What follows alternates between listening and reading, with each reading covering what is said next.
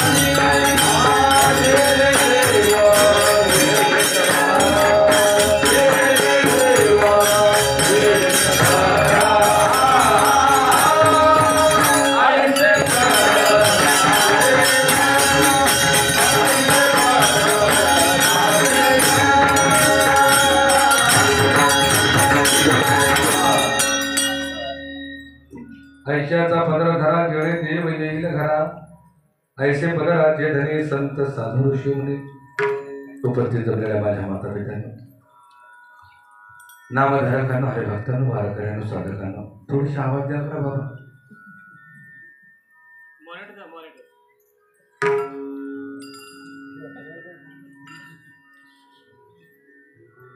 भगवंतावर निस्सीम प्रेम करणाऱ्या सर्व माझ्या आत्मस्वरूप भावंडांनो सेवेकरता निवडलेला भंग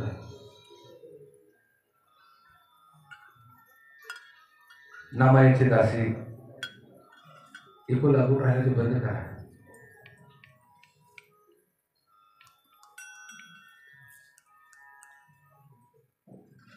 संत जनाबाईचा अभंग आहे सुंदर माझे जाते गे फिरते बहुते गे ओव्या गाऊ कौतुके तू येरे बा विठ्ठला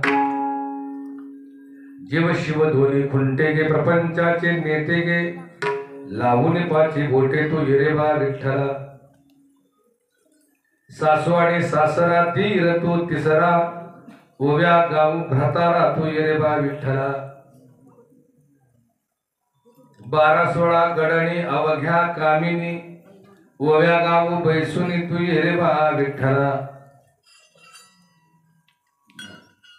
प्रपंच दळण दळिले पीठम्या भरिले सासू पुढे ठेविले तू येरे बा विठ्ठला सत्वाचे आंधळ ठेविले पुण्यम्या वहिरिले पाप उतू गेले तू येरे बा विठ्ठला जरीन जात गाईल कीर्ती मागे राहील थोडासा लाभ होईल तू येरे बा विठ्ठला विठ्ठला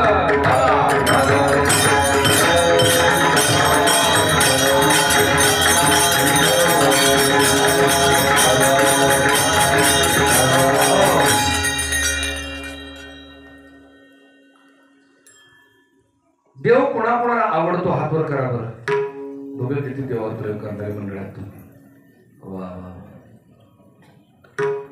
कोणाकोणाला वाटतं देव आपल्या घरी यावा हातवर करा बरं वा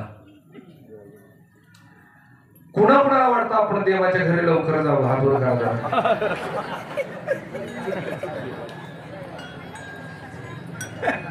ज्याने ज्याने हातवर केले तो वैतागले संसार देवा घेऊन जा रे बाबा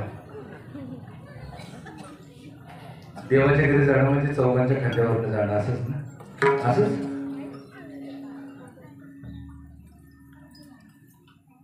देवाच्या घरी तुम्ही आम्ही जात असतो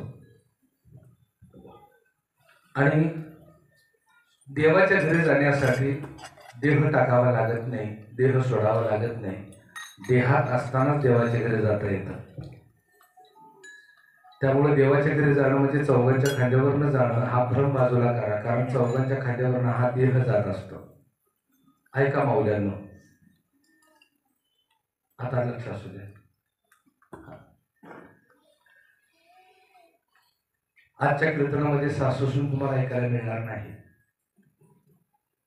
आजच्या कीर्तनातून तुम्हाला बेवड्याच्या कथा ऐकायला मिळणार नाहीत. जावई सासऱ्याचे चुटकुले ऐकायला मिळणार नाहीत. अंगविक्षेप, मूर्खासारखा नाच पाहायला मिळणार नाही. पोवाडा ऐकायला मिळणार नाही. चित्रपटातले गाणे ऐकायला मिळणार नाही.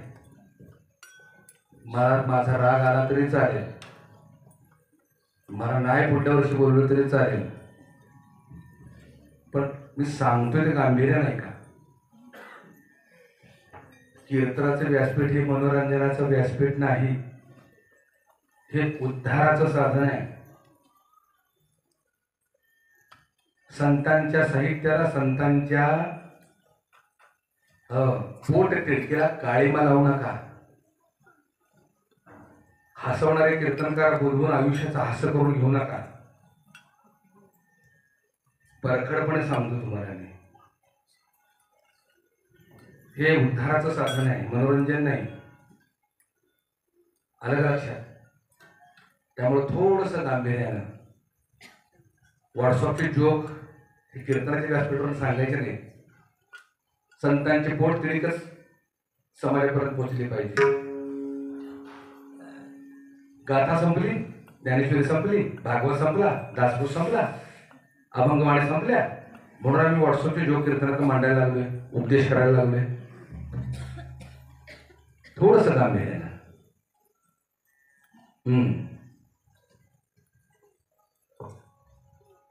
आणि खरं सांगू का, माझी तारीख घेण्यापूर्वी जर मला लिस्ट दाखवली असते नाही तर मी तारीख घेतली नसते. मला लिस्ट सांगितली नाही, खरंच तारीख घेतली नसते. असो, किमान हे व्यासपीठ तरी वाचवा, ते तुमच्या हातात आहे. विठ्ठल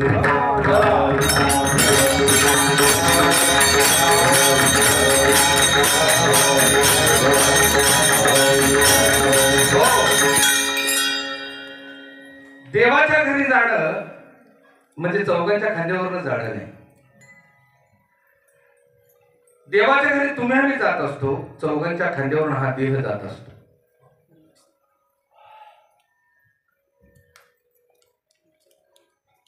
देवाच्या घरी जाण्याला काय म्हणतात? देवाच्या घरी जाण्याला ध्यान म्हणतात. आणि देवाच्या गावी पोहोचण्याला समाधी म्हणतात. सोपा आहे, अत्यंत सोपं करून सांगतो. परमार्थ जो आहे ना, लाखो रुपये खर्च करून हा परमार्थ जो करतोय तो कशासाठी करतोय हे आधी कळलं पाहिजे. संतांनी जो भगवंताचा मार्ग सांगितलेला, संतांनी जो देवाचा मार्ग सांगितलेला, तो मार्ग चोखाळायला पाहिजे.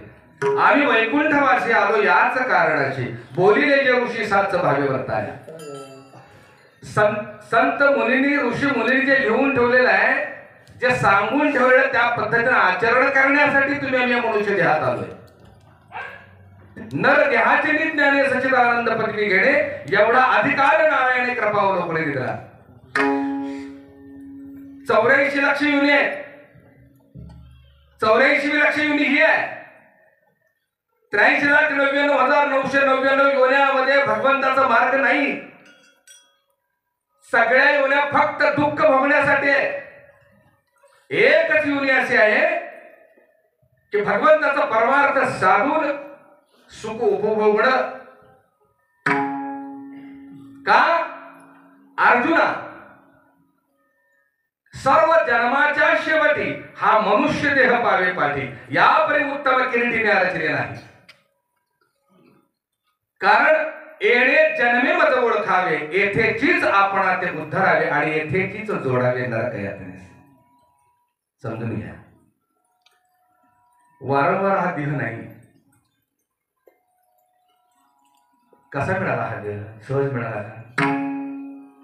अनंत जन्माची करुणा, अनंत जन्माचं प्रेम, अनंत जन्माचं पुण्य, अनंत जन्मामध्ये या त्या माध्यमातून घडलेला संतांचा संग, त्याची परिणिती म्हणून हा मनुष्य देह मिळाला. असं मिळालेलं नाही. एक गोष्ट, बुद्ध बसले होते पिंपळाच्या झाडाखाली. बुद्ध बसले होते. समोर त्यांचे शिष्यगण आले. त्यातल्या शिष्याने एका तरुणाने विचारलं, सद्गुरुनाथा, तुम्ही द्रष्टा आहात, तुम्ही अंतर्ज्ञानी आहात, मला एक सांगता का ही मनुष्ययोनी मला कशी मिळाली? मला जरा सांगा. बुद्धाने त्याच्याकडे निरखून पाहिलं, डोळे मिटले आणि त्याच्या पूर्वजन्मात गेले आणि त्याला सांगायला सुरुवात केली, बाबा रे, तू गेल्या जन्मी हत्तीच्या कुळात होतास. जंगलात तुझं वास्तव्य होतं. परिस्थिती अशी झाली, त्या जंगलाला आग लागली, वणवा पेटला. हो, प्रचंड मोठी आग लागली आणि जीव वाचवण्यासाठी सगळे प्राणी, पशु पक्षी सगळे पळायला लागले धरून. त्यात तूही पळत होतास. पळता पळता प्रसंग असा झाला, मोडलेल्या झाडाची हो अणकुचीदार लाकूड तुझ्या पायात घुसलं, तुझा पाय रक्त बंबाळ झाला आणि तू तिथंच थांबलास पाय वरती करून. तुला पळता येईल? तिथंच थांबलास तू. सगळे पळत होते. पळता पळता एक ससा तुझ्या पायाखाली आला. तुझ्या पायाचा निवारा त्याला मिळाला. जो मुठी धरून तुझ्या आश्रयाखाली तो ससा उभा राहिला, तुझ्या पायाच्या खाली. तू त्याला पाहिलंस. कोण आहे बाबा ते? बाळ आहे का? तू त्याला पाहिलंस आणि आपण जर पाय ठेवला तर तो त्याचा प्राण गमवेल, तो मरून जाईल. म्हणून तसाच पाय तू धरून ठेवलास वरती. तुझ्या पायाच्या आश्रयाखाली तो ससा थांबला थांबला थांबला. वणवा पेटत पेटत पेटत पेटत आला, जवळ आला. जशी वणव्याची धग त्या सशाला लागली, ससा तिथून पळून गेला. पण तू सशाचे प्राण वाचवण्यासाठी तुला सशाबद्दल करुणा निर्माण झाली, सशाबद्दल दया निर्माण झाली, सशाबद्दल प्रेम निर्माण झाले. तू पाय तसाच उचलून ठेवला. तुझा पाय आकडला, तुला पळता येईना आणि त्या आगीमध्ये तू जळून भस्म झालास. सद्गुरुनाथा, मी आगीमध्ये जळून भस्म झाले खरं आहे, पण मनुष्य जन्म का मिळाला तेच सांगतो तुला मी. गेल्या जन्मी मरता क्षणी जी करुणा त्या सशाबद्दल, जे प्रेम नाही का, जे दया तुझ्या अंतःकरणामध्ये निर्माण झाली, त्याचं फलश्रुती म्हणून तुला मनुष्य जन्म मिळाला. असं तसं मिळाले का मनुष्य जन्म? नाही. बघा, इथपर्यंत पोहोचण्यासाठी बऱ्याच खस्ता खाव्या लागल्या. असं तसं सहज कोण आलेलं नाही. आम्ही गांभीर्यच घेत नाही मनुष्य जन्माचं. आम्हाला माहितच नाही. सहज जशी प्राण्यांची पिलावळ जन्माला तर तशीच आमची पिलावळ जन्माला आलेली आहे. पण नरदेहच का? माझं कर्तव्य काय? माझा अधिकार काय? मी कुठून आलो? मला कुठं जायचंय? मी कशासाठी आलोय? इतर योनीचा माझा काय संबंध आहे? हे आम्ही लक्षच कधी आणलं नाही. सुरुवातीला मी प्रमाण दिलं होतं, सर्व जन्माच्या शेवटी हा मनुष्य देह पाहिजे पाहिजे. सर्व जन्माच्या शेवटी. बरं, आणि याच जन्मामध्ये जर परमार्थ साधला नाही, भगवत भक्ती साधली नाही, किंबहुना त्याची प्राप्ती झाली नाही, तर पुनरपि जननम पुनरपि मरणम. एवढं सोपं नाही. लक्षात ठेवा. खूप लांबून आलोय आणि येताना असं सहज आलो नाही. पाय रक्त बंबाळ झाले, आनंद यातना सहन केल्यात, दुःख जरा व्याधी सगळं उपभोगलंय, अनंत जन्माची तुकडी भोगली, हो गर्भवास सोसलाय. एवढं सोपं नाही. दुरुणी आलो मी गा, दुःख झाले दारुण, यावया एकवरी होते हेचे कारण. दुर्लभ भेटी तुम्हा पायी झाले दौषण. भूमिका समजून घ्या. एवढ्या लांब येण्या पाठीमागचं प्रयोजन तुकोबाराने संतांना समजून ठेवलेलं आहे. दुर्वणी आलो मी का, ज्ञानोबाईंचं सुद्धा गोड प्रमाण आहे. पडिले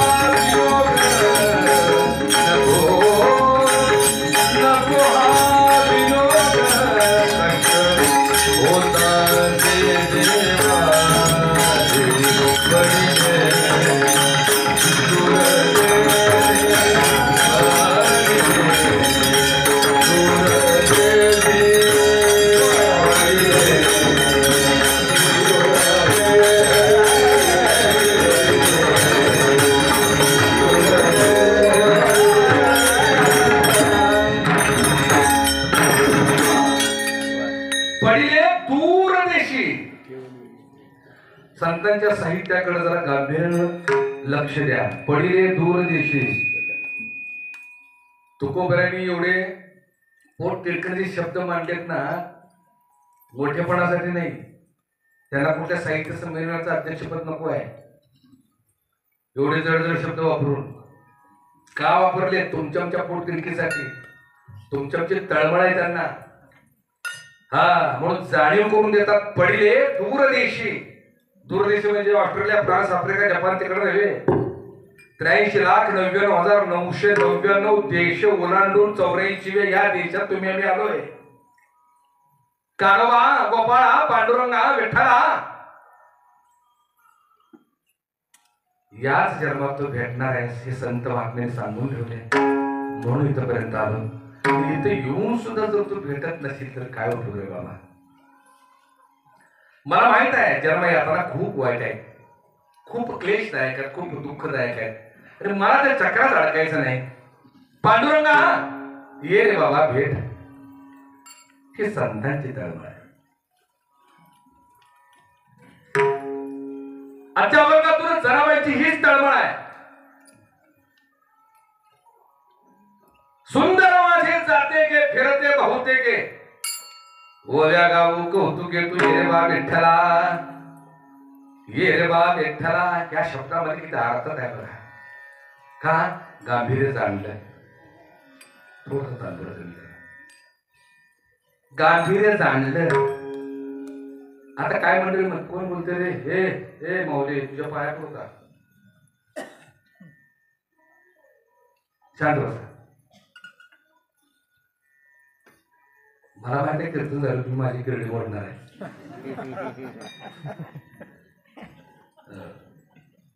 आयोजकांना तुम्ही आयोज करणार आहे. कुजरत आहे की या महाराजा असं काय ज्ञाती मंडळी म्हणतील, सुज्ञ मंडळी म्हणतील. जात्याचा आणि संतांच्या पोटतिळकीचा काय संबंध आहे? महाराज अभंग कुठला निवडलाय तुम्ही? सुंदर माझे जाते गे. बरं एक तर प्रश्न असा निर्माण होतो, हा अभंग कोण कीर्तनाला घेतच नाही का? ते जात्यापुरतं मर्यादित उभे. बरोबर आहे ना? जातं कोणाकोणाच्या घरी हातवर काढलं. वा वा वा. अजून काढता वा खूप सुंदर. जरा म्हणते सुंदर माझे जाते की. आता मला सांगा खाली एक तळी असते दगडी बरोबर आहे की नाही, त्याला असते आरी, वर एक तळी असते त्याला मध्ये चित्र असत नाही का, त्या आरीवर बरोबर दुसरी तळी ठेवतात. खालच्या तळीला टाके मारलेले असतात, वरच्या पितळीला आतनं टाके मारलेले असतात आणि ते असतं खरबुडीत. जनावरांचा दृष्टिकोन त्याच्याकडे पाहण्याचा जात्याकडे पाहण्याचा.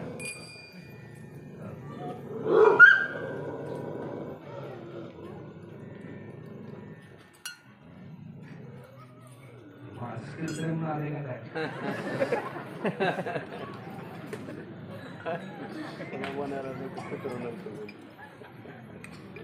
शांत करा त्याला, हाबरू नका, शांत करा कारण साक्ष ऐकते.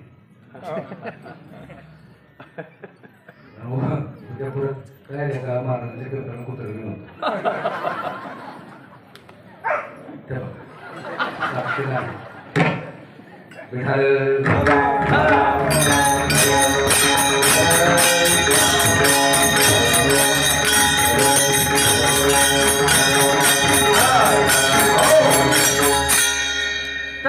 टाक मारलेल्या दगडी तळीला जनाबाई सुंदर का म्हणजे हा मोठा प्रश्न आहे. पण जनाबाईचं पण संतांचं ज्ञान एवढं तक्रार का? आपल्या महाराष्ट्रीयन संतांचं तत्वज्ञान जगानं मान्य करावा, जगानं उपदेश मान्य करावा एवढं श्रेष्ठ ज्ञान आहे.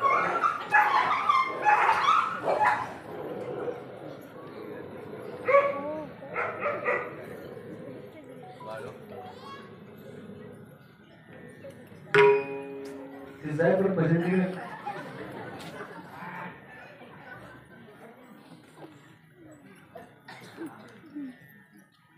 विठ्ठल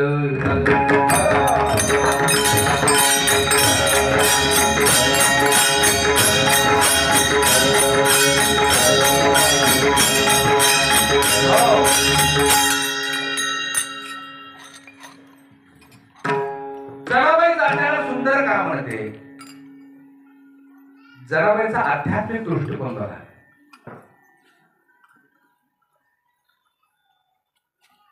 एवढे सहज सोपे शब्द का वापरले जनाबाई माहिती का? तुम्हा मला कळावं म्हणून. सुंदर माझे जाते की फिरते बहुतेक.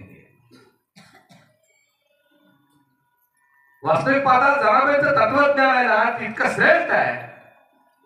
ज्ञानोबा इतकं अलौकिक ज्ञान जनाबाईकडे आहे. पण स्त्री पडल्यामुळे जनाबाईने आपल्याला मर्यादेत ठेवलं. भूमिका समजून घ्या, मर्यादेत स्त्रीने ठेवलं. त्यांचे सद्गुरू जनाबाईचे सद्गुरू नामदेव आहे, पण शिष्य म्हणून नाही मिळवल्या, त्या दासी म्हणून मिळवल्या. एवढी सद्गुरू प्रति निष्ठा, एवढा सद्गुरू प्रति भाव आहे, एवढा सद्गुरू प्रति शरणागत आहे. जनाईची साधना एवढी श्रेष्ठ होती की नामदेवरायांनी जनाईवरती अभंग दिलाय. नामदेवरायांनी काय दिलाय अभंग? नवही द्वारे भेटुनी दशमद्वारा गेली जनी, नामा म्हणे जनी पाहे विठ्ठलद्वारी उभा आहे. दशमद्वार म्हणजे अजपाजपाची साधना आहे, खूप मोठी साधना आहे. आणि दशमद्वाराच्या ठिकाणी जनाबाई जाऊन स्थिर होते, हो निर्विकार होते. लक्षात आलं का? परब्रह्म लीन होते, परम तत्वाला पोचते. किंबहुना मी नेहमी व्याख्या सांगत असतो, आत्म्याच्या परमावस्थेला परमात्मा म्हणतात. जनाबाईचा आत्मा जितका परमावस्थेला पोहोचला की जनाबाई प्रत्यक्ष परमात्मा होऊन राहिली. एवढं श्रेष्ठ साधन जनाबाईचे असताना जनाबाई दगडाला जर सुंदर म्हणत असेल तर कुठंतरी शंकेला वाव आहे. बरोबर आहे ना? काहीतरी विचार करायला पाहिजे, का जनाबाई सुंदर म्हणते दगडाला? पण जनाबाईची साधना किती श्रेष्ठ होती बघा. तुम्हाला सर्वसामान्य जीवाला त्यांचं अलौकिक लक्षात आलं का ज्ञान कळत नाही, त्यांची अवस्था लक्षात येत नाही. म्हणून साहित्यकाराने त्यांच्याबद्दल दृष्टांत दिले. जनाईची ख्याती ऐकून संत कबीरदास उत्तर प्रदेशातून आले, पंढरपूरला आले. तिथं जनाबाईची चौकशी केली. म्हणजे जनाबाई कुठं राहतात? तर ते म्हणले गोपाळपुरात राहतात. कबीरदास गोपाळपुरात गेले. हो, आणि त्या गावामध्ये 2 बायकांची भांडणं चालली होती. कडाक्याची भांडणं 2 बायकांची चालली होती. जाऊ म्हणजे काय करायचं आपल्याला, म्हणून कबीरदास जरा पुढे गेले. तर एक बाई त्या दोघींचं भांडण बघत होती. त्या बाईलाच विचारलं, नव्हे संत जनाबाई कुठं राहतात? ते कुचेष्टानं हसली. संत जनाबाई ती काय वाटती या असं म्हटल्याबरोबर कबीराने प्रश्न पडला. ज्याची अलौकिक कीर्ती ऐकून मी त्यांना भेटण्यासाठी इथपर्यंत आलो आणि यांचं हे काय? तिथं गेले. जनाबाई कोण? बाबा मीच. बोल का आलायस? अरे देवा, अहो म्हणजे तुम्ही भांडताय आणि ते मी गौऱ्यासाठी. गौऱ्या कळल्या का? शेण्या. हो, गौऱ्यासाठी भांडत होती जाणे आणि गौऱ्यासाठी भांडताय म्हणजे तुम्ही काय अलौकिक आहे ज्ञान म्हणजे तुमचं, तुमची ख्याती काय आहे नाही का? आणि तुम्ही गौऱ्यासाठी भांडताय. आणखी एक महत्वाची गोष्ट लक्षात ठेवा. हा, सर्व संत परमपदाला जरी पोचले असते, परमात्म पदाला जरी पोचलेले असते, परमपदाला जरी पोचलेले असले तरी त्यांनी त्यांचा संसार टाकला नाही. कारण कर्माचा अधिकार फक्त मनुष्य देहाला दिला हे त्यांना माहित आहे. कर्मण्येव अधिकार असते महापदेश म्हणाले. संत कबीरांच्या बाबतीत तसंच आहे. कबीरांचं ज्ञान अलौकिक आहे, अलौकिक. मी अतिशोक्ती करत नाही, पण सगळ्या संतांचं तत्वज्ञान एका बाजूला आणि संत कबीरांचं तत्वज्ञान एका बाजूला. एवढा परखड जहाल आणि स्पष्ट भूमिका परमार्थाबद्दल भगवंताबद्दल मांडणारे एकमेव संत ते म्हणजे कबीर. कबीराने एका प्रश्न विचारला, म्हणजे एवढं म्हणले तुम्ही अलौकिक साहित्य तुमचं आहे, परमपदाला पोहोचलेला तुम्ही ब्रह्मरूप आहात, आणि म्हणले तुम्ही कशाला शेळे मिळता आणि विकायला जाता म्हणले, हा तुम्हाला काय गरज आहे? कबीराने छान उत्तर दिलं. कबीर म्हणाले, बाबा रे माझं सोड, माझं काय मी शोधलं काय? लक्षात आलं का? तो अलौकिक परमात्मा ना, परब्रह्म आहे ना, तो पांडुरंग आहे ना, विठ्ठल आहे ना. दररोज सकाळी उठतोय, या विश्वाचं वेळकरी काम करतोय तो. सगळ्यांच्या श्वासाची उश्वासाची जबाबदारी तो घेतोय. ब्रह्मांडाच्या उलटा फालती जबाबदारी तो घेतोय. वेळकरी काम तो जर, त्या देवाला काय कमी आहे? मी चालविल्या सूर्य चाले, मी बोलविल्या वेदू बोले, हरविल्या प्राण हरवी जगाशी चालिता, पर्वते वैसकेने सांडावी, समुद्रे मर्यादा ओलांडावी, पृथ्वी भूते व्हावी आज्ञा माझी. एवढं सामर्थ्यवान, एवढं ऐश्वर्यवान, एवढा इस्टेटीचा मालक तो सुद्धा दररोज नित्यनेमानं या सृष्टीची वेळकरी करतोय. तो जर करत असेल तर मी काय करू नये? अलीकडं 2 अभंग पाठ झाला, हरिपाठ पाठ झाला आणि 4 गोष्टी बोलायला आल्या की काम धंदा टाकून झाला कीर्तनकार का हे म्हणत ते आपलं जपत नाही, खपत नाही, एवढी क्षुल्लक आपण काम करत नाही. अरे मूर्ख आहेस का? पांडुरंग त्यांच्या घरी येऊन काम करू लागला का? तेवढी निष्ठा होती भगवंतावर. हा, ते निष्ठेचं फळ म्हणून प्रपंचामध्ये मदत करू लागला. उच्च नीच काही नेणे भगवंत तिष्ठे, भाव भक्ती देखून या. आमचा कुठे भाव, आमची कुठे भक्ती? आम्ही अहंकारावर पिछाडलोय. हा, त्यामुळे देव सोडा, आम्हीच मातीत निघालोय. भूमिका समजून घ्या. पांडुरंग जर या सृष्टीचं विडकरी करत असेल दररोजच्या दररोज, तर मी का करू नये? हा उद्देश आहे. भूमिका समजून घ्या. प्रत्येकानं कौशल्यपूर्ण कर्म केलं, त्या कर्माच्या समाधानातच पांडुरंग लपला आहे.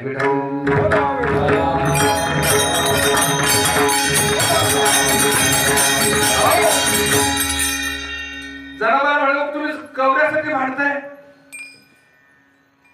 ए बाबा, माझ्या सगळ्या गौऱ्या येत्या.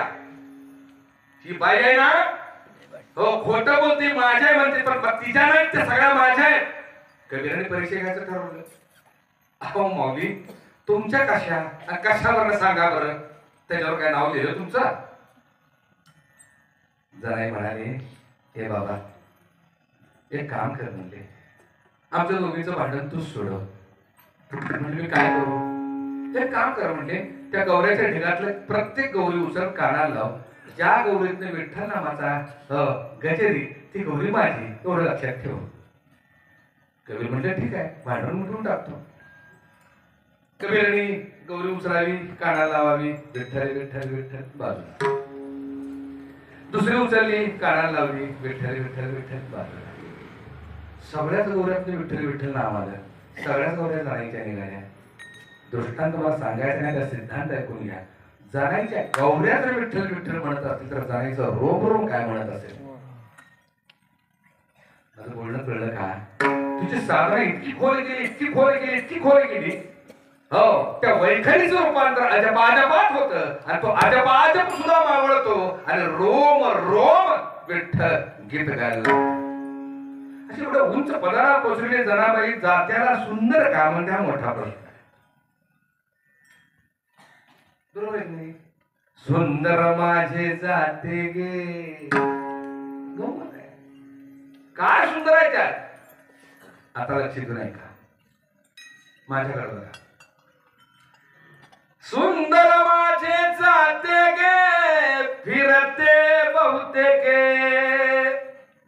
आता हे जाते विसरा आणि माझ्याकडे बघा. सुंदर माझे जाते गे, फिरते बहुतेके. अर्थ कळला का? सुंदर माझे जाते गे, जाते गे म्हणजे निघाले. हे जाते गे नव्हे, जाते गे निघाले. आणि कुठे फिरते? 83,99,999 या चक्रात फिरते. फिरते बहुतेके. पांडुरंगा, गेलेलं आयुष्य काळानं खाल्लं. हो, राहिलेले किती माहित नाही.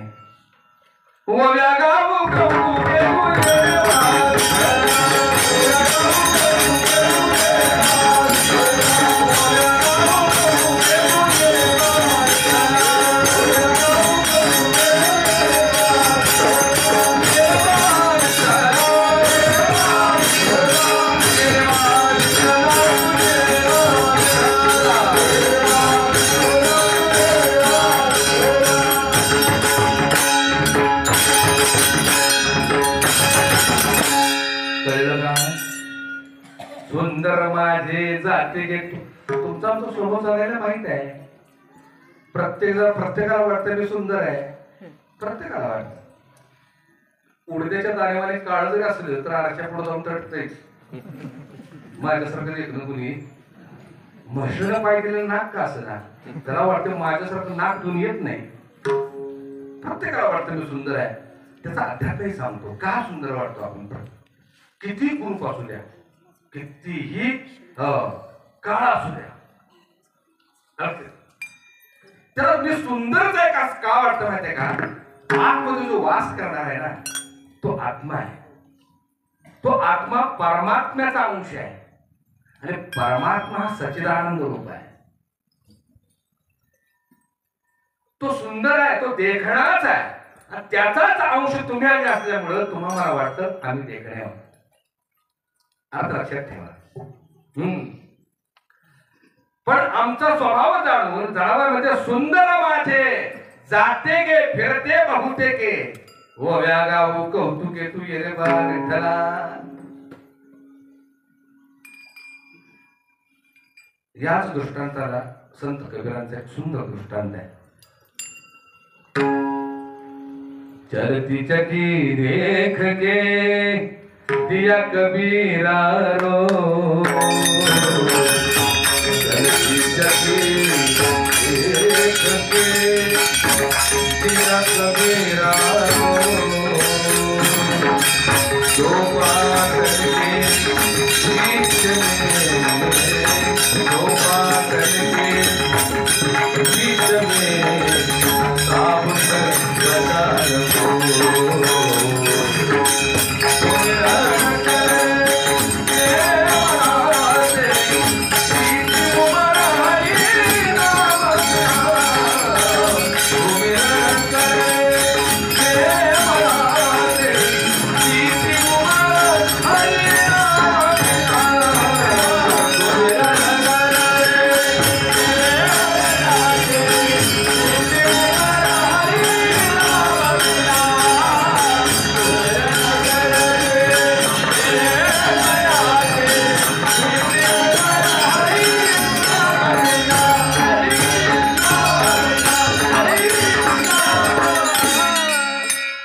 चलती चखी देख के दिया कबीरा रोए, दो पाटण के बीच में साबूत बचा न कोय.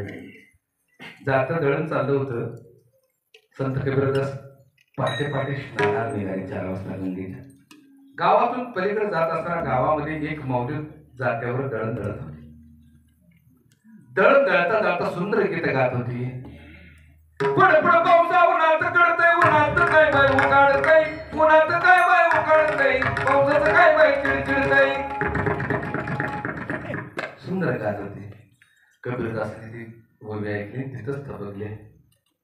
ओवी ऐकत ऐकत ऐकत तिथं रमले. थोड्या वेळाने काय झालं माहिती का, त्या माऊलीकडचा ओवीचा स्टॉक संपला आणि एकच आवाज यायला लागला, घार घोर घार. ते ऐकले. कबीरदास रडायलाच लागले.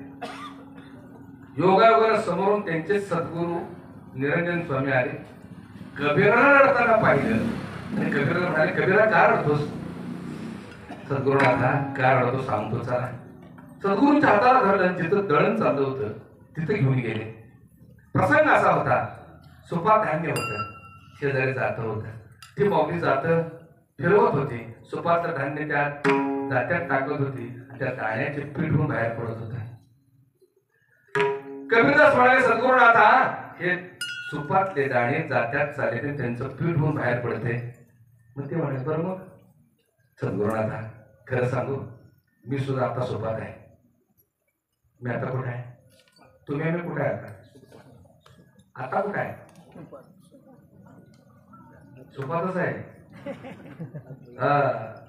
जात्यात जाणार आहे. कधी जाणार आहे गॅरंटी? हा 84च्या जात्यात जाण्याची प्रोसेस सुरू आहे. सुरू आहे का थांबली? तुम्हाला मला वाटतं आम्ही जगतोय का आम्ही? काय म्हणतो आम्ही जगतोय? जगत नाही, आम्ही मरतोय. सेकंदानं, मिनिटानं, तासानं, दिवसानं, आठवड्यानं, महिन्यानं, वर्षानं मरतोय आम्ही. मरणाच्या प्रोसेस मध्ये आहे. हा सुपात आहे. निघावे जात्यात. जात्यात जाण्याचा प्रसंग कधी येतो माहितीये का? अखेरच्या श्वासाला. मरणाची प्रोसेस कधी पूर्ण होते माहितीये का? अखेरच्या श्वासाला. हा प्रोसेस मध्ये तुम्ही आम्ही, आणि त्याचं यंत्र आम्ही कायम मनगटावर बांधून ठेवले बघा. Tick tick tick tick tick tick tick tick. दुपडे काय बोलणार? रिव्हर्सचं बटन नाही. रिव्हर्सचं ह्याला बटन नाही. एक गोष्ट लक्षात ठेवा, भूतकाळ गेला गेला आहे. आमच्या हातात फक्त वर्तमान काळ. आमचा प्रॉब्लेम काय झाला सांगतो. आध्यात्मिक 2 तळी सांगतो. एक भविष्यकाळ आणि एक भूतकाळ. या 2 तळीच्या मध्ये आमचा वर्तमान काळ भरडत चाललाय. लक्षात ठेवा, भरडत चाललाय. बघा प्रत्येक जण राहतोय वर्तमानात आणि जगतोय भविष्यात. खरं का कुठे? राहतोय कुठं? वर्तमानात. जगतो कुठं? उद्या काय करायचं, उद्या हे करायचं, उद्या ते करायचं, आमचं करायचं. अरे आत्ताचा क्षण वाया चाललाय. लक्ष दे तिथं, लक्ष दे. आत्ताचा क्षण नको वाया घालू. उद्याचं उद्या बघू. हा उद्या कधी येत नाही, आज कधी जात नाही. लक्षात ठेवा. माझं बोलणं कळते का? उद्या कधी येत नाही, आज कधी जात नाही. उद्याची वाट बघू नका. आजचा क्षण क्षण आनंदात जगून घ्या. आम्ही भरवतोय. कबीराने सांगितलं, सद्गुरुनाथा जसे सुपातले दाणे जात्यात जाते, त्यांचं पीठ होऊन बाहेर पडते, तसं हा दाणा 84च्या जात्यात जर अडकला तर पीठ झाल्याशिवाय राहणार. मला काय पीठ करून घ्यायचं नाही बाबा. बघा कबीरच होते ते अलौकिक तत्वज्ञानी, आत्मज्ञानी, राजयोगी संत कबीर. तर त्यांचे गुरु काय असतील? तटाक्षणी सद्गुरूंनी सांगितलं, कबीर इकडे जरा जात्याकडे बघ. कबीरने जात्याकडे निरखून पाहिलं. सद्गुरूने सांगितलं, जरा छिद्रात आत बघ बरं. जात्याच्या छिद्राच्या आत पाहिलं, हो तर चित्र काय दिसलं? आईच्या बुडा 5-6 दाणे चिकटलेले दिसले. कबीरा, हो हे जात कुणाच्या जीवावर फिरते रे? म्हणजे आरीच्या जीवावर. बरोबर? हो. मग आरीच्या बुडाला काय दाणे चिकटलेत का? हो म्हणजे 5-6 दाणे चिकटलेत. त्यांचं पीठ झाले का रे? म्हणले नाही. का? त्यांनी बूड सोडलं नाही. कबीरा, तसंच 84च्या जात्याची आरी माझा पांडुरंग आहे. त्याचे पाय धरून ठेवून पीठ होणार नाही. पाय सोडलेच की पीठ झाल्याशिवाय राहणार नाही. किती गहन अर्थ आहे बघा, किती गहन अर्थ आहे. 84च्या जातीचा पांडुरंग कोण आहे? मानव कोण आहे? तोच आहे. आरी कोण आहे? तोच आहे. त्याचे पाय जर धरून ठेवले तर पीठ होणार नाही. भूमिका समजून घ्या. सुंदर माझे जाते गे फिरते बहुते गे ओ या गाऊ कौतुके तू ये बा विठ्ठला. जीव शिव दोन्ही खुंटे गे प्रपंचाचे नेते गे. जीव शिव दोन्ही खुंटे गे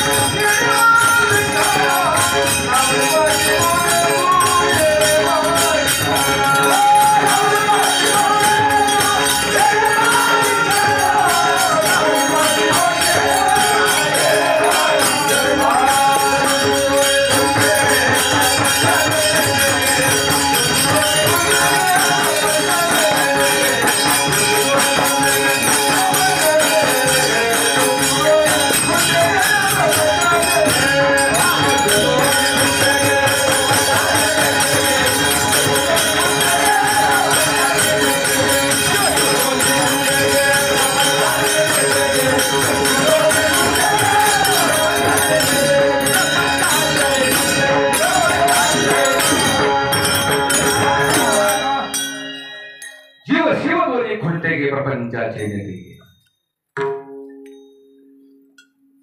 आपल्या घरच्या जात्याला किती खुंटे असतात?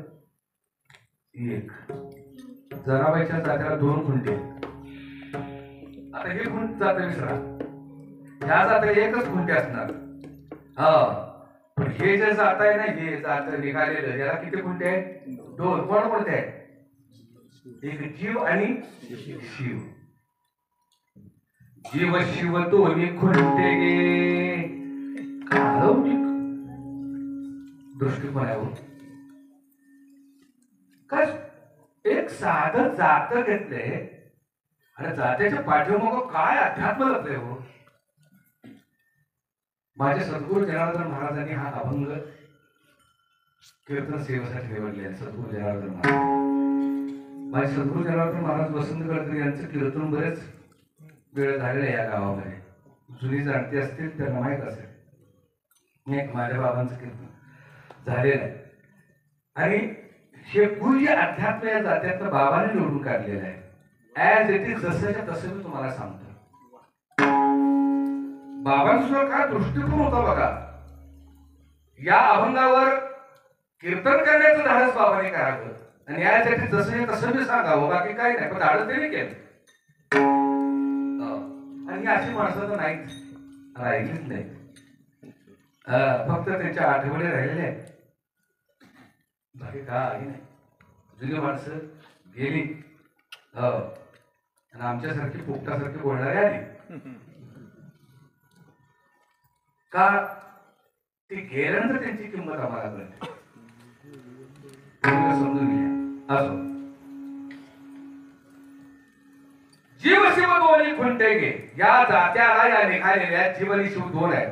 जीव म्हणजे समोर दिसतंय हे, आणि शिव म्हणजे आज महाराज जे कीर्तन करते, ज्या शक्तीने करते, ज्याच्या प्रेरणेने करते, तो म्हणजे शिव.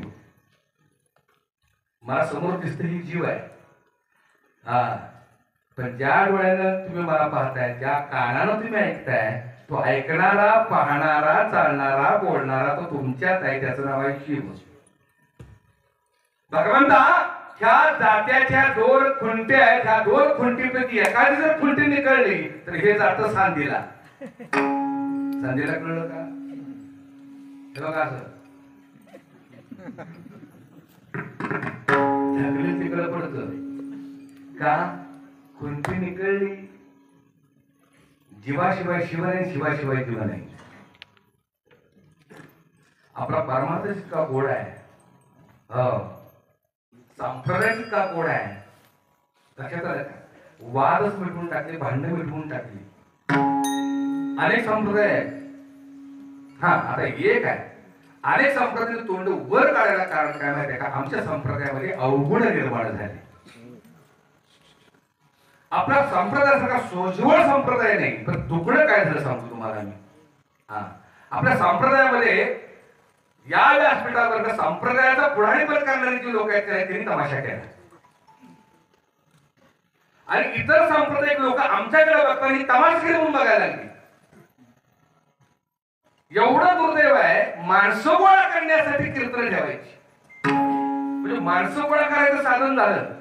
राजकारणी खेच्याकडे पाहताना, कीर्तनाकडे पाहताना भक्ती म्हणून पाहिजे नाही, श्रद्धा म्हणून पाहिजे नाही, संत सेवा म्हणून पाहिजे नाही. फक्त पाहिलं काय? माणसं गोळा करा, मग बोलवा मिळेल.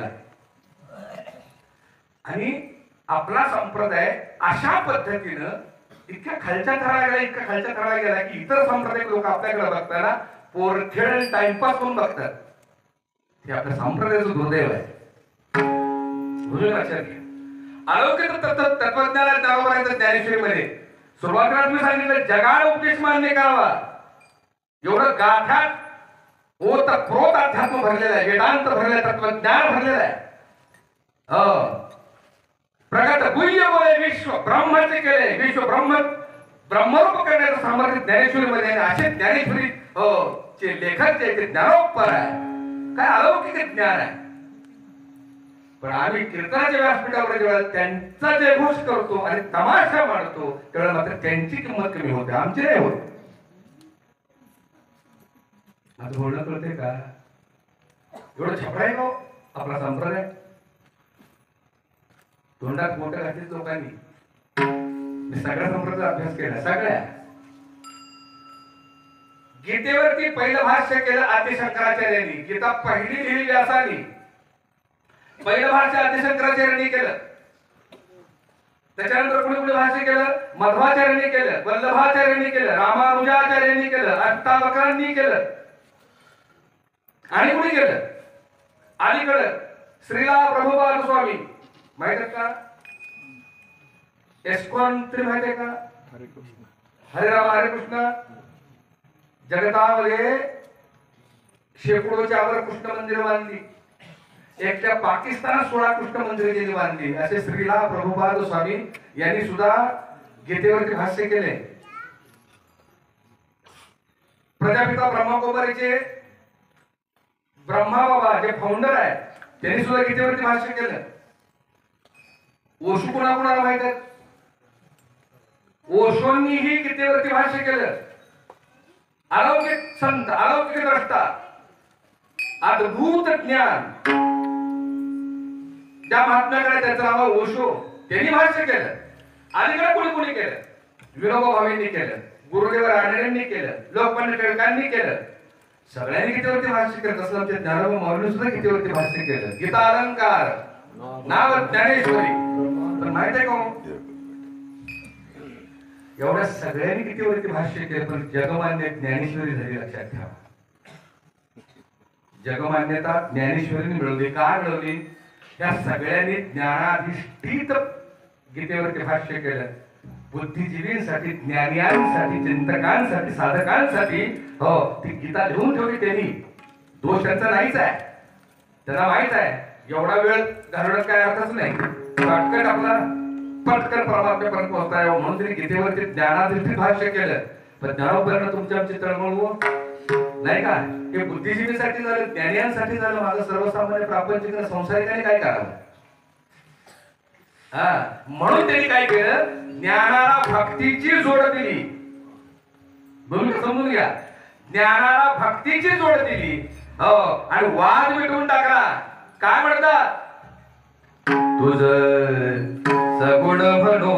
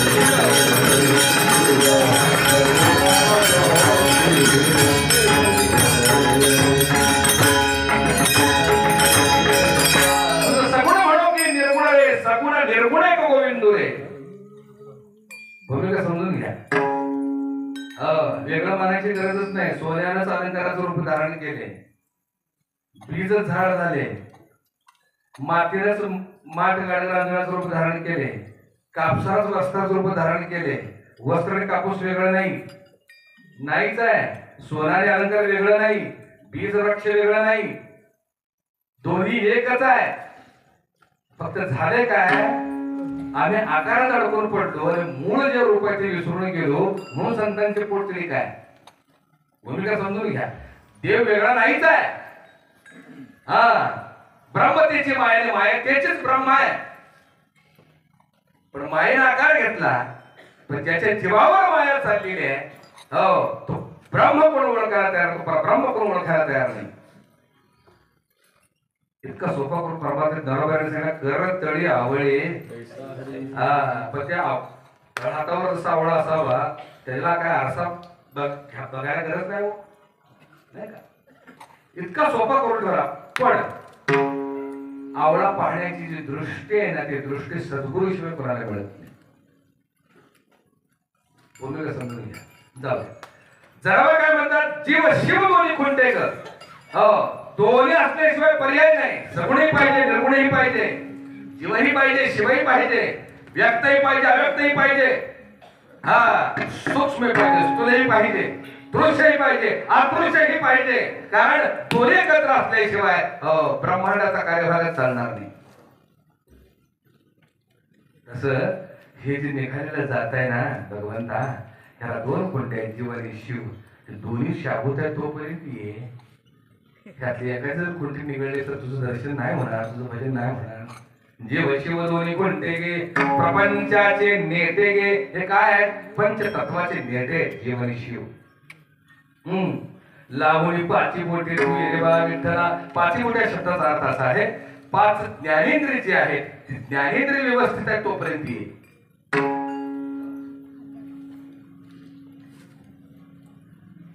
लय सिरियस झाला बघ तुम्ही, सगळी गंभीर झाली.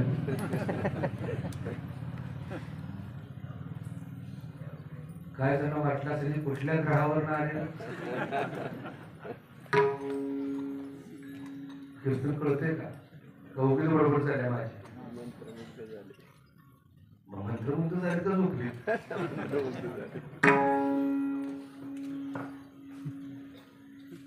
उरत घेतो, काळजी करू नका. आजचा दिवस कसा तरी लागला. असंच मी एका ठिकाणी अध्यात्मावर बोलतो. मला दुसरं बोलताच येत नाही. आता जसं ब्रह्मतत्व मायातत्वावर बोलतो नाही तसंच मी बोलत होतो.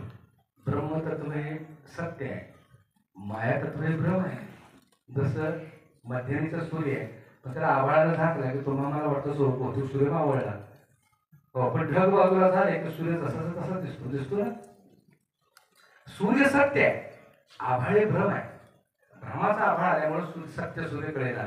तसं परब्रह्म सत्य आहे, पण मायेचं भ्रम असल्यामुळं तो आम्हाला दिसेना, कळेना. विषय चालला होता सत्य आणि भ्रम. काय विषय चालला होता?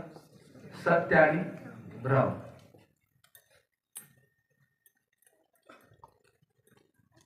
मी म्हटलं गड्यानं काय कळलं का? विषय छान चाललाय. सत्य म्हणजे काय, भ्रम म्हणजे काय. एक नाही दोन नाही, सगळं सिरियस मोठं डोळं करून माझ्याकडे बघून अरे म्हणजे गड्यानं असं का करताय? सत्य म्हणजे काय, भ्रम म्हणजे काय, किती सुंदर विषय चालला, काय कळलं का? बऱ्याच वेळाने एका हात वर केला. म्हणजे महाराज मी सांगू का, मला इतकं बरं वाटलं. म्हणजे लाखात एक तरी माझं कीर्तन करणार आहे बाबा, जाऊ दे. सांग म्हणजे गड्या, सत्य म्हणजे काय, भ्रम म्हणजे काय सांग. तो उठला, मला म्हणाला महाराज तुम्ही सांगताय सगळं सत्य आहे,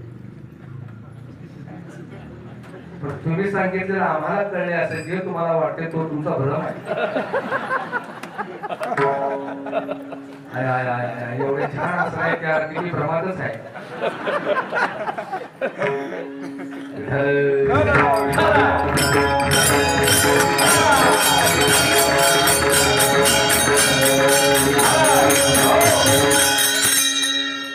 तिसरा चरण सासू आणि सासरा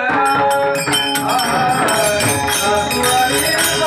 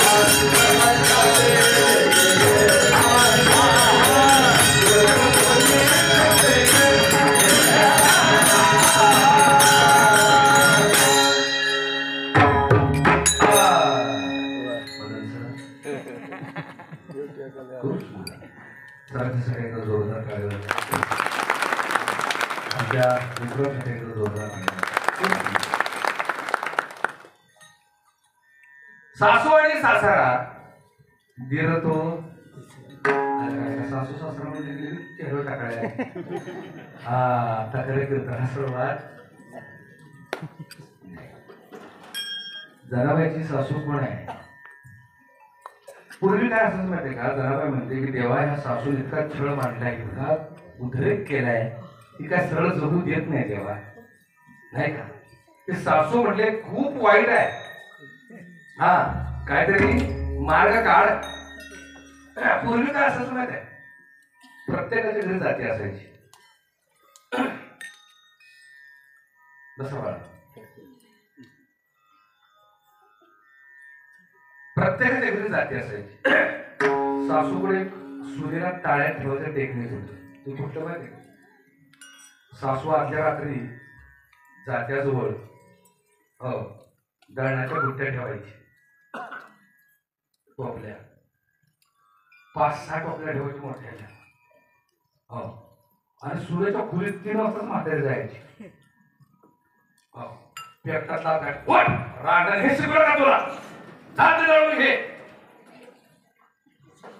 ती बिचारी उठायची सासूला टेक्निक माहित होत ती उठायची 3ला तिचं जात फिरायला लागायचं जळण सुरू व्हायचं हो पहिली बुट्टी संपली की दुसरी बुट्टी मागं ही उभीच तिला झोपच नाही तर ती मागं उभी हे काय जळून घे दुसरी बुट्टी संपली की मागे उभीच आहे तिसरी घे जळून घे अहो सकाळी 8-9 वाजेपर्यंत ते जात फिरतेच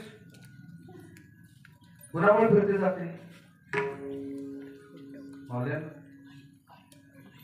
सासूमुळं कुणामुळे फिरते जात सासूमुळं ती बुट्ट्यावर बुट्टी तिथे हिचं दळण चालूच आहे ती का बुट्टीच थांबवला तिची आणि हिचं जाता मी थांबवला तसं 84च्या जात्याची सासू कोण आहे जिच्यामुळे 84चं जात फिरते ती सासू कोण आहे नाथांच्या हरिपाठामध्ये नाथाने सुंदर सांगितले सासू कोण आहे की जिच्यामुळं जन्म मरणाचा जात फिरते जन्म घेणेला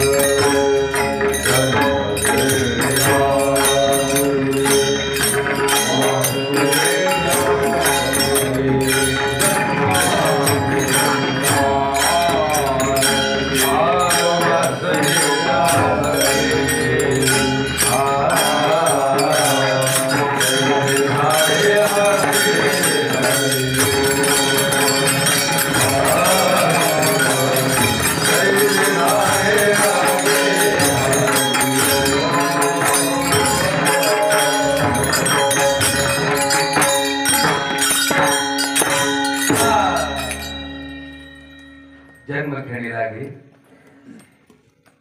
जन्म आणि मृत्यू कोणामुळं मृत्यूला कारणी जन्म वासनाच आहे आणि जन्माला कारणी वासनाच आहे वासनेमुळं वासना नावाच्या सासूमुळे जात फिरते सांगा बरोबर कोण आहे सासू कोण आहे मोठ्याला बोला मोठ्याला बोला ऐकायला येते का माझं हा हिचं जात थांबत नाही बघा सकाळी उठल्यापासून रात्री झोपेपर्यंत असावं असावं असावं असावं हे असावं ते असावं अमका असावं तमका असावं फिरतय जात तिची काय कुठे थांबा ना आमचं जात ना बरा खरं का खोटं आहे वासना अहो म्हणजे मग पर्याय आहे का नाही आहे की पर्याय बी आहे जात जर थांबवावं असं वाटत असेल तर काय पर्याय आहे तुकोबाने सांगितलंय संत चरण लागताच संत चरण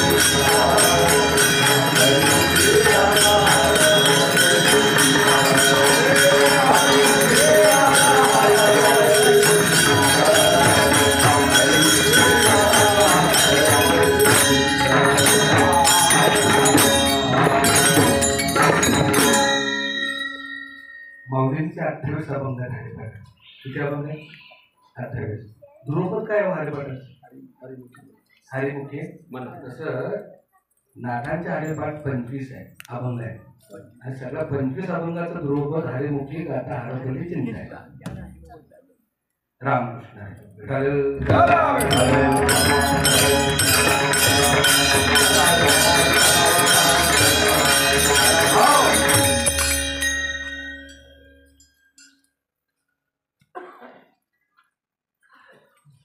जन्म घेणे लागे वासनेच्या संगे तैसे झाले अंगे हरिरूप हरी मुखे गाता हरपली चिंता पुढं संत चरणावर लागता सहज वासनेचे बीज चढवली जाय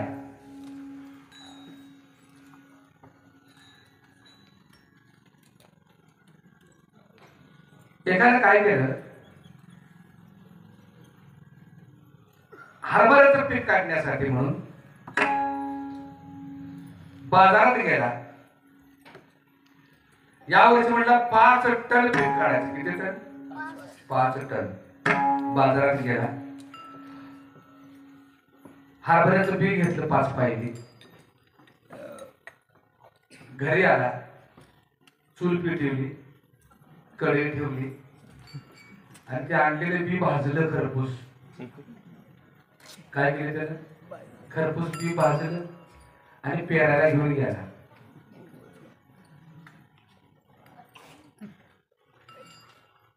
किती टन पीक निघाला असं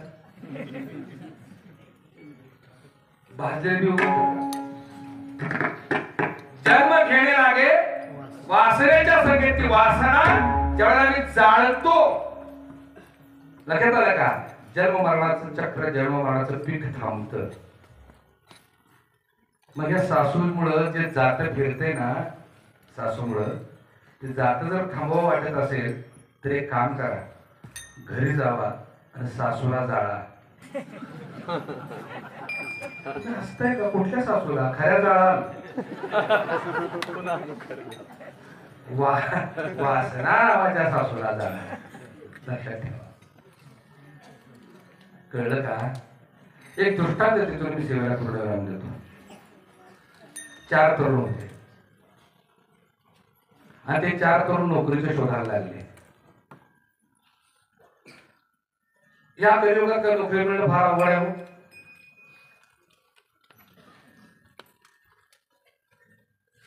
एका ठिकाणी पत्ता लागला. कशाला म्हणले इकडे इकडे फिरताय? जावा म्हणले तिथं. एक म्हातारी आहे, जुनाट म्हातारी आहे. ती जाऊन काय करते? नोकरी देते. हे 4 तरुण तिथे गेले. विचारलं, आजीबाई तुम्ही नोकरी देत असं कळालं? ती म्हणते हो. आता शब्द लक्षात ठेवा, जुनाट. कोणाची म्हातारी? जुनाट म्हातारी. नोकरी देत असं कळालं. ते 4 जण तिथे गेले. आजीबाई आम्हाला नोकरी पाहिजे. आजी म्हणते दिली. 4 खुश. म्हणजे आजीबाई पगार किती देणार? तुम्ही म्हणाल एवढा. म्हणजे आजीबाई पगार कधी देणार? संध्याकाळी. म्हणजे आजीबाई काम काय करायचं आहे? काय रे बाबा रे, दिवसात एकदा अंगणात रांजण आहे तेवढं एकदा रांजण पाण्याला भरायचं. दिवसातनं एकदा. 4 तरुण बाजूला आलेल्या कामात म्हातारी फसली. बरं, दिवसात एकदा रांजण भरायचा. पगार आपण म्हणेल एवढा. कधी मिळाला? संध्याकाळी. परत ती म्हातारीकडे गेली. म्हणजे आजीबाई हो कामावर कधीपासून येऊ? म्हातारी म्हणजे आतापासून. 4 जण खुश झाली. चला म्हणजे घडून असली नोकरी परत मिळते का? 4 4 घागरी घेतल्या, खांद्यावर मारल्या. नदी होती 4 किलोमीटर लांब. नदीला गेली, घागरी भरल्या. पुन्हा 4 किलोमीटर चालत आली. घागरी रांजणात ओतल्या. रांजण काय भरलं नाही. आले का? म्हणजे रांजण भरलं पाहिजे. दुपार झाली. ऊन मी म्हणत होत. अशाच 4 किलोमीटर चालत नदीला गेली. घागरी भरल्या, खांद्यावर मारल्या. भरलेल्या घागरी घेऊन त्या उन्हात आली बिचारी. पाय भाजत होतं, चटकं बसत होतं. जीव घाम्या घुम झाला होता. घागरी ओतल्या, रांजण काय भरलं नाही. 3 साल झाली. आलं का? म्हणजे रांजण भरलं पाहिजे.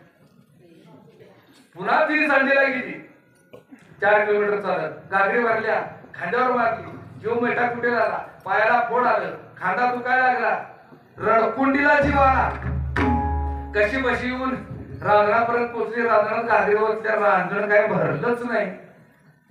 त्या 4पैकी एक जण म्हणला, का गाड्या एक काम कर म्हटला, पगार जाऊन माग जा. तू म्हणला कसा पगार मागायचा? रांजणात भरलं नाही. तरी बी माग म्हणला, काय तर खायला पाहिजे पोटाला. त्यातला एक जण बिचारा गेला. आजी बसली होती चौकटीत. पण आजीचं रूप इतकं देखणं होतं. हो, आजी म्हातारी होती. हो, पण देखणे पण 16 वर्षाच्या पूर्वीसारखं कायम तसेच. ती म्हातारी कायम तसेच. ती बसलेली चौकटीत. ह्यो गेला. म्हणले आजीबाई पगार देता का?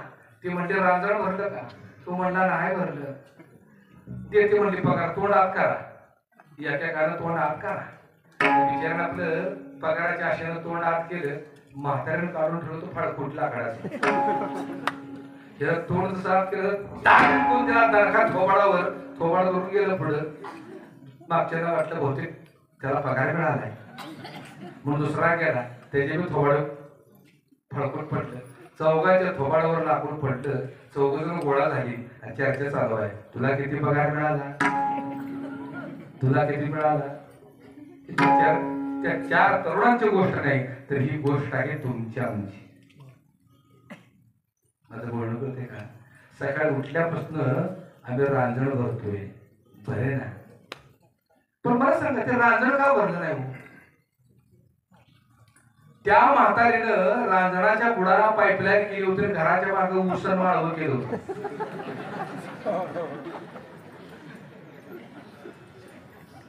कळलं का? रांजण भरल बर. ते कोण आहे म्हातारी? तरी कोण आहे? कोण आहे म्हातारी?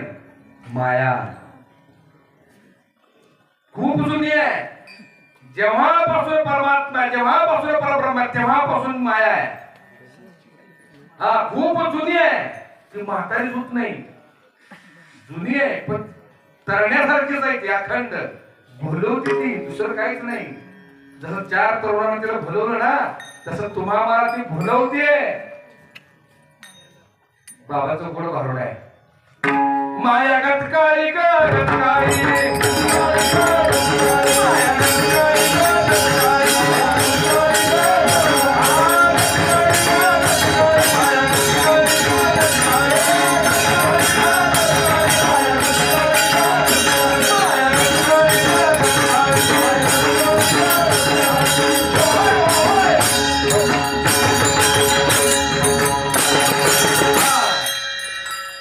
माया गटकाळी ग गटकाळी. जनार्दन महाराजांचं भारुड आहे.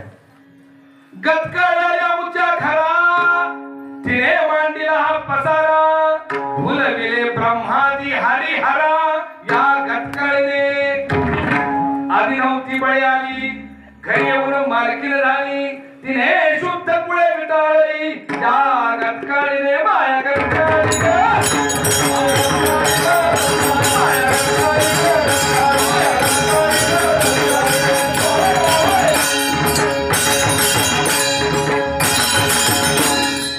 गटकाळी माया तिने काय केलं माहितीये का?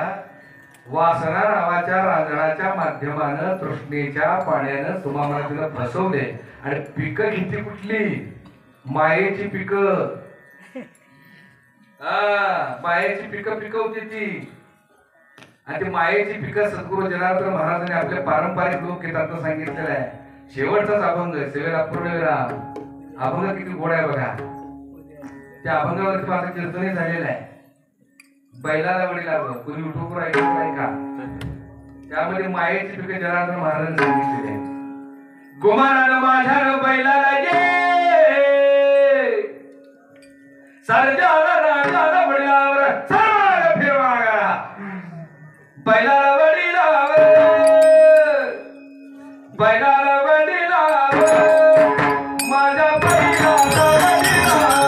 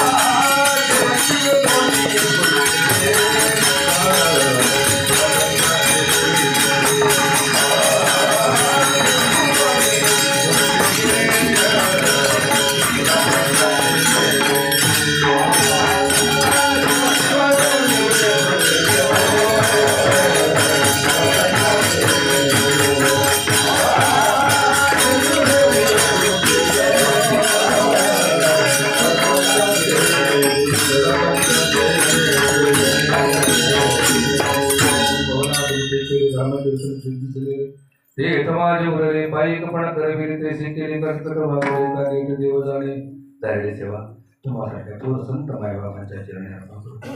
माझे सर्व साथीदार बांधव बदन सर विक्रम आणि माझ्या प्रेम करणारे परिसरातले सर्वच मंडळी यांना ही सेवा अर्पित करतो. अखेरीस सद्गुरू जनार्दन महाराज वसंत करतात यांच्या चरणी सेवा अर्पण करतो आणि या ठिकाणी सेवेला पूर्ण राम देतो. विठ्ठल जय